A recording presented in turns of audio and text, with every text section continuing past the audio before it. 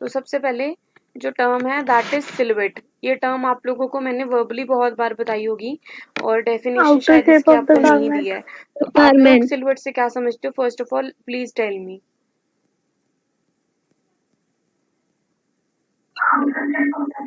Yes exactly, the outer shape of garment. वैसे silhouette का कई और मीनिंग होते हैं जिसमें से एक मीनिंग है शैडो। तो सिलुएट का अदर मीनिंग जो मैं आपको बता रही हूँ दैट इज शैडो। इसके अलावा एक और टर्म यूज की जाती है सिलुएट के लिए that is contour. CONTOUR। Contour या आउटलाइन जो होती है ये एक बैकग्राउंड इसमें ब्लैक भी हो सकता है, बैकग्राउंड इसमें व्हाइट भी हो सकता है, विच इज व्हाट ऑब्वियस कि अगर जो इमेज है वो ब्लैक कलर की है तो background will be white for us, for human आई जो हम देख रहे हैं। एंड सिमिलरली अगर जो हमारे पास गारमेंट है वो व्हाइट है तो बैकग्राउंड जो है वो ब्लैक होगा।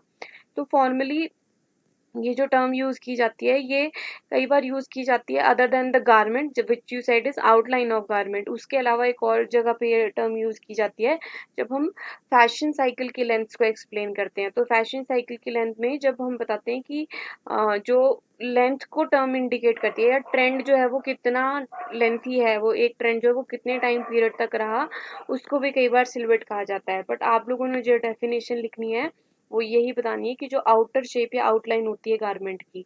अब सिर्फ इतना सा लिखने से नहीं चलेगा, तो आपको ये बाकी की चीजें बता रही हूँ ताकि आप एग्जाम में लिख पाओ।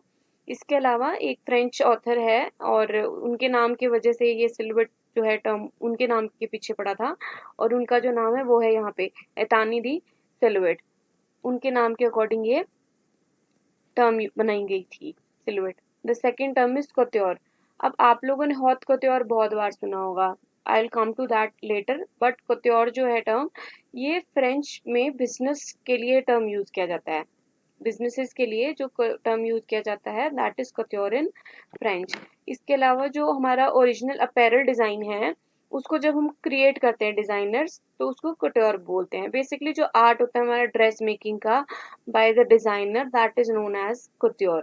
अब फिर जब हमने थ्रू डिजाइनर्स एक डिजाइन को अपैरल डिजाइन को क्रिएट किया फिर उसको मैन्युफैक्चर किया जाता है डिजाइन हाउसेज में, जिसको आजकल हम इंडस्ट्रीज भी बोलते हैं, फैशन इंडस्ट्रीज या फैशन हाउसेज भी बोलते हैं। तो डिजाइन हाउस में फिर वो सारे के सारे जो गारमेंट्स हैं वो मैन्युफैक्चर किए जाते हैं और इस तरीके से क्रिएट किए जाते हैं या मैन्युफैक्चर किए जाते हैं कि जो हर एक चीज की बेस्ट क्वालिटी हो, बीट सुइंग, बीट टेलरिंग और be it fabric we are going to use in the particular garment. तो हर एक चीज की जो है Yes, क्वालिटी जो है ma'am. वो Yes, ma'am. Exceptionally good use की जाती है इसमें। Clear couture? Then there is another term haute couture। ये हमने पहले बहुत बार पढ़ी है, couture हमने पहले नहीं पढ़ी है। आप लोगों को मैंने MCQ में couture का क्वेश्चन पूछा था। तो हॉट couture आप लोगों में मैम से मेरे जोन को कोई से बताएगा क्या गारमेंट्स होता है? वन टाइम यूज और स्पेशल ऑर्डर के लिए बनाए जाते हैं। हिंदी में बता दो।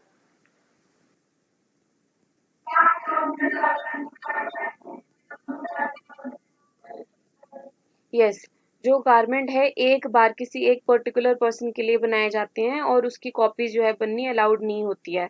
बट उनमें से कुछ एलिमेंट्स पिक करके या फिर by the permission of that person उसकी आगे फर्दर कॉपीज बनाई जाती हैं to sell it in the market, that is haute couture। तो couture is the art of dress making, यानी कि जो प्रोसेस है जिसमें हम ड्रेसेस डिजाइन कर रहे हैं, क्रिएट कर रहे हैं, दैट इज couture। और हॉट couture इज जो ड्रेस मेकिंग यानी कि couture को यूज करके फैशन क्रिएट किया जाता है, that is haute couture। Clear? Yes जो मैम। आपने बताया वो भी ऐड करना है आपने इसमें साथ में अगर आता है what is haute couture। Clear? Three. Three. We have done how many theories of fashion? 3। तो उनमें से सबसे पुरानी थ्योरी कौन सी हो सकती है? Any Trickle up. Guesses? Trickle down.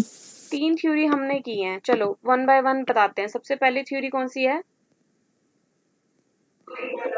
Trickle up theory. इसमें चलो ट्रिकल अप थ्योरी को पहले डिस्कस करते हैं।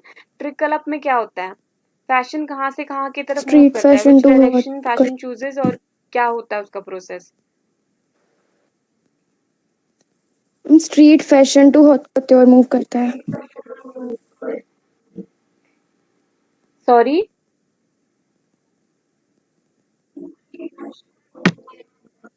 Street fashion to haute couture नहीं बोलना, हमने बोलना है फैशन स्ट्रीट से जो है हायर क्लास की तरफ मूव करता है, ठीक है। फैशन स्ट्रीट पीपल से हायर क्लास पीपल की तरफ मूव करता है, यानी कि जो ट्रेंड्स हैं वो हम स्ट्रीट पीपल से कॉपी करते हैं या फिर उसको अडाप्ट करते हैं, और धीरे धीरे करते करते widely it kept on using by the higher society people। जैसे सबसे पहले लोअर क्लास, फिर मिडिल क्लास एंड फिर हायर क्लास के लोग इसको यूज करते हैं। And now what is trickle हम अक्रॉस जो थ्योरी? दोनों सभी लेवल्स के लिए सिमिलर और सेम। ट्रिकल अक्रॉस थ्योरी में क्या है?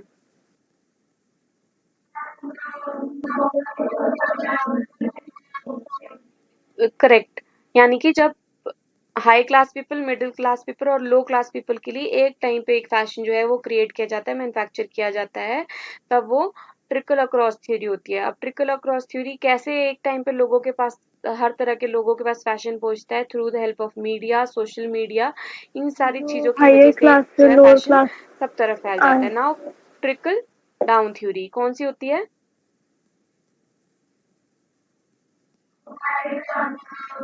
हायर क्लास से लोअर क्लास की तरफ आती है, यानी कि पहले हाई क्लास के लोग कुछ ट्रेंड को फॉलो करते हैं, फिर मिडिल क्लास के लोग, और फिर सबसे लो क्लास के Trickle लोग down यूज करते theory. हैं। Trickle तो down. नाउ मुझे ये बताओ कि आपको क्या लगता है कि कौन सी थ्योरी जो है सबसे पुरानी हो सकती है? क्यों? रीजन? कोई भी जो आप गेस कर सकते हो, जो आपको लगता है प्रोबेबिलिटी है कि ये करेक्ट रीजन है।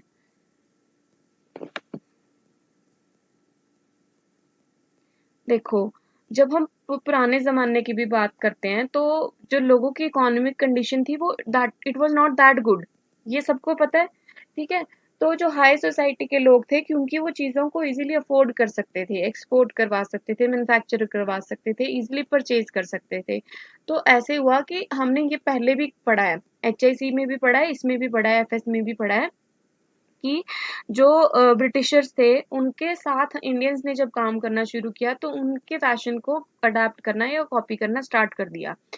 कुछ जो लोग थे अपनी इच्छा से पहनते थे और कुछ जो थे उनके ऑर्डर्स पे पहनते थे, क्योंकि we were the workers under them, ये पता है सबको। तो ये पुराने जमाने से लेके अब तक चलता आ रहा है कि जो हाई सोसाइटी के Yes, लोग ma'am. पहनते हैं उसको धीरे धीरे हम एडमायर करते हैं और फिर हम उसको कॉपी करके वेयर करते हैं। आ गया ये याद, जो एग्जाम्पल दिया है मैंने ब्रिटिशर्स वाला? अगर आप लगान मूवी में भी देखोगे तो जो इंडियंस हैं वो अपनी बॉडी को हाफ नेकेड रखते हैं, यानी कि स्पेसिफिकली अगर हम मेंस की बात करें तो अपर बॉडी वो अपनी नेकेड रखते हैं। वुमेन के पास भी कुछ ज्यादा अच्छे कपड़े नहीं होते हैं पहनने के लिए। फिर धीरे धीरे करके जो वहाँ के दूसरे लोग होते हैं वो उनको एडमायर करते हैं कि हाँ ये गोरे लोग हैं या कितने अच्छे लगते हैं, इस तरह की Yes, चीजें होती ma'am. हैं। तो सिमिलरली ये रियल लाइफ में भी हुआ है। क्लियर हो गया सबको? Catastrophic. Next term is catastrophic. क्या है ये? प्रोनाउंस करो।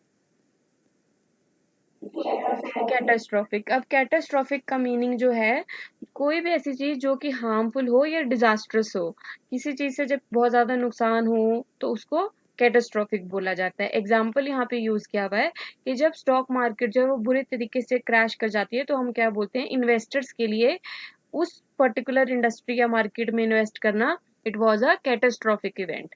क्लियर? ये टर्म्स पूछी जाती हैं पुराने पेपर से उठा के, मैंने आपको ये करा दी हूँ यहाँ पे। प्रीवियस ईयर क्वेश्चन पेपर्स में ये सारे के सारे क्वेश्चन पूछे गए थे।